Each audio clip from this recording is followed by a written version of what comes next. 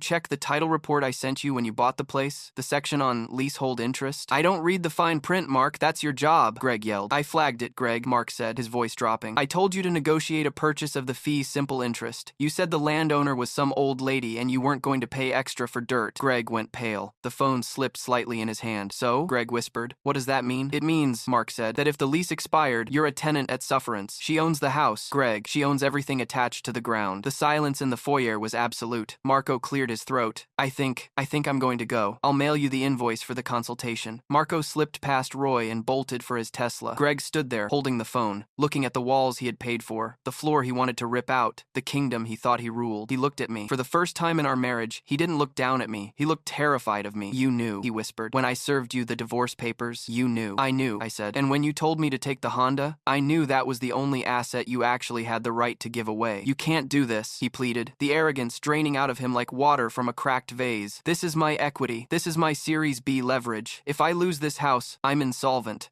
That sounds like a you problem, I said. You have 24 hours to vacate. If you are not out by 8 a.m. tomorrow, the sheriff comes to physically remove you. And Greg, don't touch the fixtures. If you take so much as a light bulb, I will sue you for theft. I turned to Roy. Let's go. I think he gets the picture. I walked out of the house, leaving the door open. I walked past the Honda, got into the Uber I had called to follow me, and instructed the driver to take me to the beach. I had a portfolio to review, and I wanted to listen to the ocean while I decided whether to renovate the kitchen or just sell the whole thing and buy a villa in Tuscany. The discovery was complete. The climax was devastating. All that was left was the resolution, and I intended for it to be very, very expensive for him.